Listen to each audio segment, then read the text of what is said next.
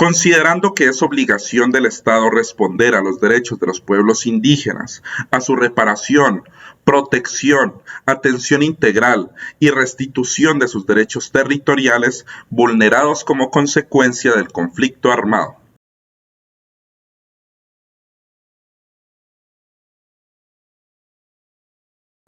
En este video se va a hablar del decreto Ley 4633 de 2011, el cual plantea que los pueblos indígenas pueden asumir el control de sus propias instituciones, formas de vida, de desarrollo económico y hacer efectivo el goce de sus derechos humanos fundamentales, en especial a la verdad, la justicia, reparación y garantías de no repetición.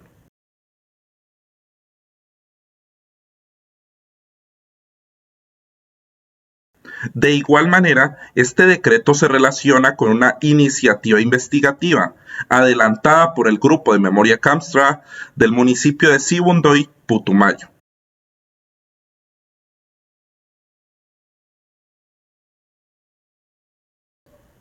Este video está desarrollado y planteado por estudiantes de trabajo social de la Universidad Pontificia Bolivariana en convenio con el Instituto Misionero de Antropología, Cristian Fernando Ruales Martínez, Deyanira Estela Coral Guamanga, Eisenhower Ramos Jacanamejoy y quienes habla Cristian Alejandro Vallejo Coral.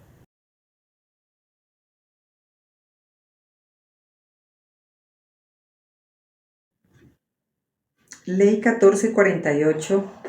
La Ley 1448 y los decretos Ley 4633, 4634 y 4635 del 2011, que tienen el mismo rango constitucional adoptado en el marco de la justicia transicional, se constituyen en las herramientas fundamentales de la política pública del Estado para saldar la deuda social con las víctimas directas del conflicto.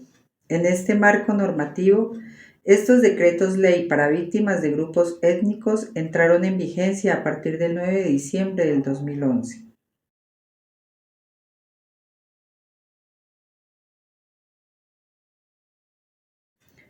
Diálogo y concertación. En el ejercicio de esta consulta desarrollada en el marco de la metodología en la Mesa Permanente de Concertación, caracterizada por un diálogo amplio y democrático, se reflexionó, se revisó y aclaró conjuntamente lo que para los pueblos indígenas ha significado el proceso de colonización y contacto con la sociedad no indígena. De esta manera, se hizo evidente que el concepto de víctima para el caso de los pueblos indígenas se explica desde una perspectiva cultural que recoge las afectaciones sufridas por su población durante la historia de Colombia.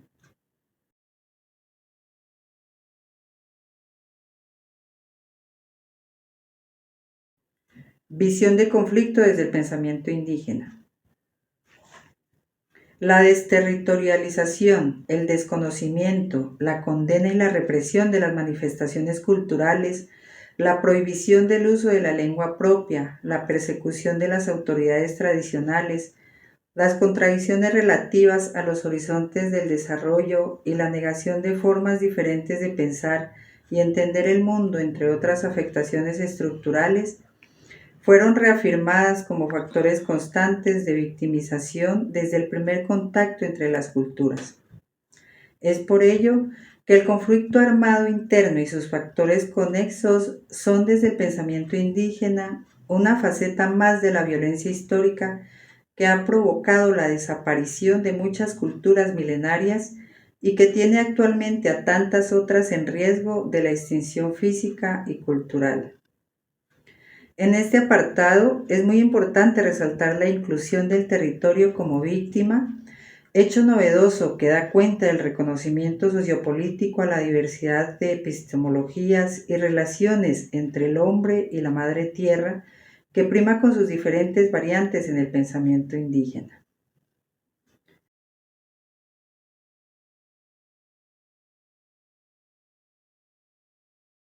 La paz estable y duradera. El 8 de enero del 2021 se modifica la Ley 1448 de 2011 y los decretos ley étnicos para lo cual el Congreso de Colombia estipula que a través de esta ley se prorroga por 10 años la vigencia de la Ley 1448 del 2011, por la cual se dictan medidas de atención, asistencia y reparación integral a las víctimas del conflicto armado interno y se dictan otras disposiciones.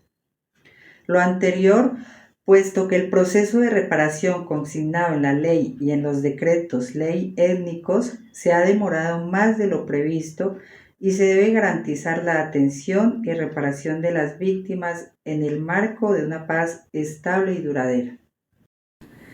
Y para concluir, tomo las palabras de un gran personaje que en búsqueda de reemplazar los cultivos ilícitos y el progreso del campesinado en esta región del Putumayo, fue víctima del conflicto armado en el momento en que él estaba dando la Eucaristía y cuando entraron unos hombres armados propinándole muchos disparos, causándole la muerte, dejando consternada a la comunidad de Puerto Caicedo.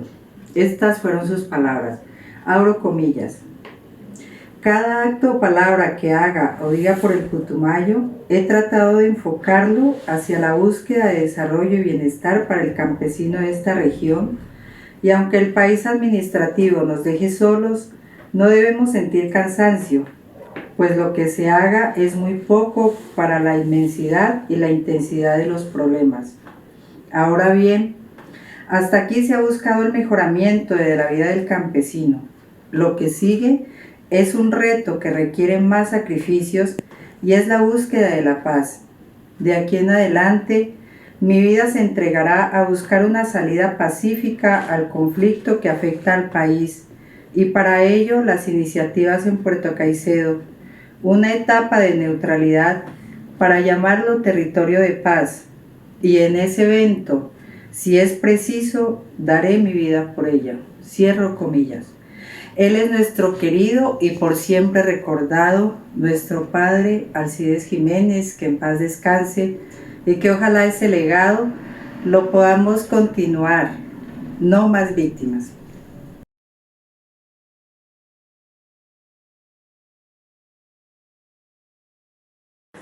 El departamento del Putumayo, ubicado al sur de Colombia, se extiende desde la cordillera de los Andes hacia la planicie amazónica, entre los ríos Caquetá al norte y San Miguel al sur. El departamento se divide en tres subregiones, el Alto, Medio y Bajo Putumayo. Tres zonas medioambientales particulares, con actividades productivas, estructura agraria y formas de organización política y social diferenciadas.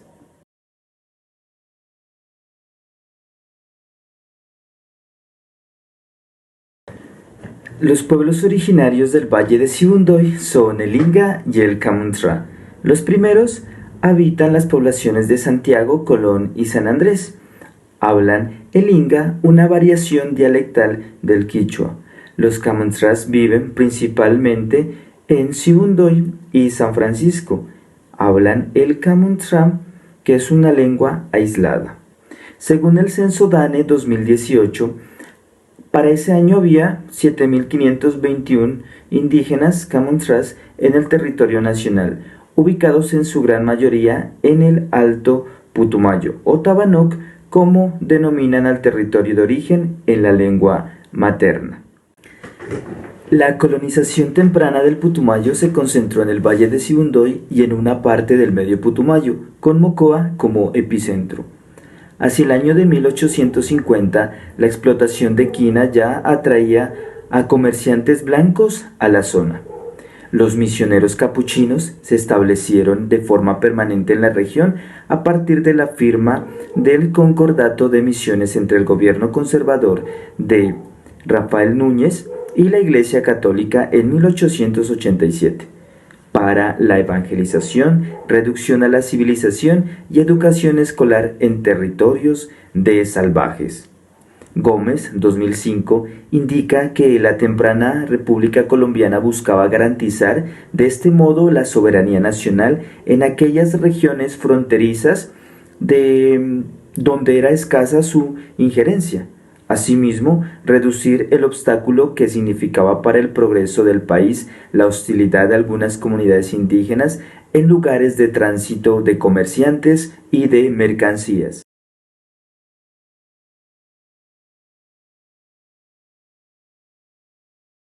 En el Medio y el Bajo Putumayo, las economías extractivas que fomentaron la colonización fueron la extracción de oro de aluvión en Orito y Valle del Guamués, la explotación maderera y el comercio de pieles en la segunda mitad del siglo XX en los terrenos selváticos, la fiebre petrolera entre el año de 1963 y 1976 en Puerto Asís, La Hormiga, La Dorada y San Miguel, hasta la incursión de la economía cocalera entre 1977 y 1987.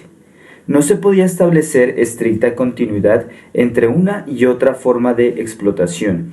Las vías, la infraestructura de servicios, el capital acumulado y la población remanente de cada proyecto extractivista resultó funcional para el siguiente. Para Torres, 2011, la fiebre petrolera, por ejemplo, dejó sentadas las bases para el boom cocalero, de tal manera que el cultivo ilícito de la hoja de coca se extendió progresivamente en todo el sur del territorio nacional. En el año 2000, la Amazonía Occidental contenía el 68% de los cultivos del país. El Putumayo reportaba un 54% de la producción de hoja de coca. Ramírez y Gómez relacionan un pico productivo de la coca entre el año 1998 y 2002, con la gran capacidad bélica alcanzada por los grupos paramilitares en ese periodo y las negociaciones del Caguán con las FARC, que desescalaron la ofensiva militar en su contra. En 1997, el paramilitarismo incursionó en el departamento del Putumayo, impulsado por los narcotraficantes, ya que el control de las guerrillas puso en riesgo sus intereses económicos. Centro Nacional de Memoria Histórica, 2012. En el año de 1999 comenzó la implementación del Plan Colombia con la creciente militarización en el departamento del Putumayo, que se intensificó después del 11 de septiembre de 2001, cuando la guerra contra el terrorismo adquirió un carácter global. En consonancia con dicha militarización de la guerra contra las drogas, a partir de 1997, con la creación de las Autodefensas Unidas de Colombia, AUC, y hasta el 2005, las regiones cocaleras reciben un embate de las fuerzas paramilitares, con la anuencia de algunos miembros de las fuerzas militares, que llegan a combatir las guerrillas y a disputar control del negocio del narcotráfico. Además, acusan a los habitantes de estas regiones periféricas ser auxiliadores de las guerrillas. Ramírez, 2017.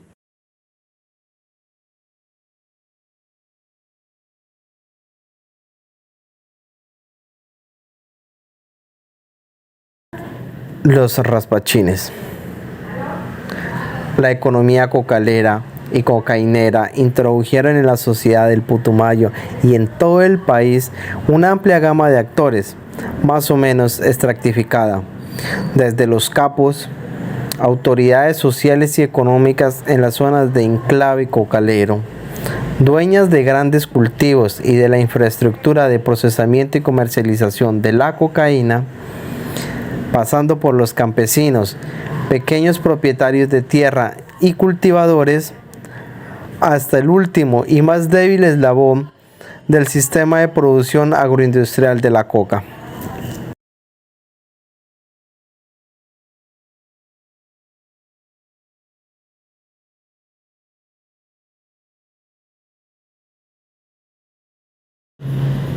Los jornaleros o raspachines. El término raspachín viene de su actividad principal, raspar la hoja de la mata de coca. Son generalmente hombres jóvenes, de origen campesino, provenientes de diversos lugares del país.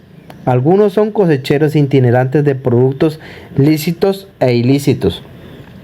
Otros pertenecen a una generación de jóvenes rurales, especializada en el trabajo de la coca, pues no conocen labor alguna otra. Usualmente son muchachos sin educación ni oportunidades en sus lugares de orígenes, hijos de campesinos sin tierra o habitantes de ciudades desempleados.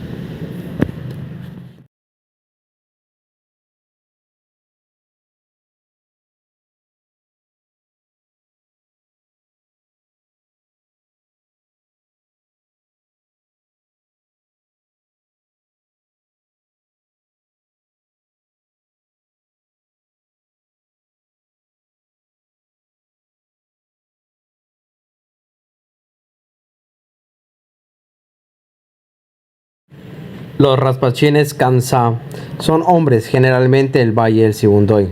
Siendo aún adolescentes o jóvenes, parten hacia las zonas selváticas del sur de Colombia, como el Medio y Bajo Putumayo, para dedicarse a cosechar y raspar la hoja de coca. De las mujeres, se dice que son pocas las que se dedican a este oficio. Quienes viajan a las zonas cocaleras trabajan como cocineras en las fincas o en las fuentes de soda o supermercados de los caseríos. Los raspachines viven en campamentos internados en el monte, muy lejos de los centros poblados. Por esto, son pocos los que viajan con sus familias. En la gran mayoría, estas suelen quedarse en el Valle de Sibundoy, donde viven de las remesas que ellos envían o administran una suma de dinero que los trabajadores traen consigo cada año.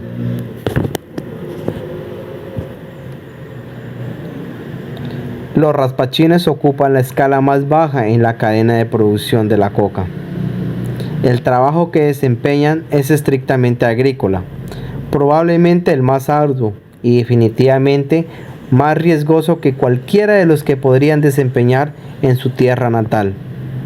Entonces, ¿por qué dejar el territorio ancestral, sus familias y todo lo que conocen para sumergirse en una zona donde los conflictos cobran vidas día tras día? En el Valle de Sibundoy, territorio de los pueblos indígenas Inga y Camuntra, no se cultiva la coca. Sin embargo, su ubicación geográfica permite a la población fácil acceso a las zonas de cultivo. Las colonizaciones y extractivismos en el Alto Putumayo han despojado de la tierra a los indígenas durante siglos. Así se ven sujetos a formas de trabajo pauperizadas y convertidos en consumidores de bienes y servicios, que les exigen cada vez mayores ganancias para sobrevivir. En ese contexto, los jóvenes se marchan hacia los enclaves cocaleros tras la promesa de un trabajo bien remunerado, pero involucrarse con una economía ilícita los pone en inminente riesgo de ser objeto de violencia física y moral. El enfoque étnico de una acción de memoria sobre la forma de victimización más recurrente y menos visibilizada de un pueblo, las lesiones, muerte o desaparición de integrantes de una comunidad indígena es de vital importancia, ya que se reconocen las experiencias de los actores, de jóvenes, niños y sus familias. De igual manera, también se conocen las causas y consecuencias de la vinculación con la economía cocalera, lo cual lleva a crear iniciativas desde el pensamiento propio, a tratar aspectos de la vida y de la cosmovisión indígena, expresiones culturales como la medicina, la alimentación, la lengua materna, la organización social y los modos de relacionarse con el mundo como seres Camuntra, los cuales son lazos de esperanza que ayudan a sanar el dolor y restablecer la armonía de la tierra con sus hijos.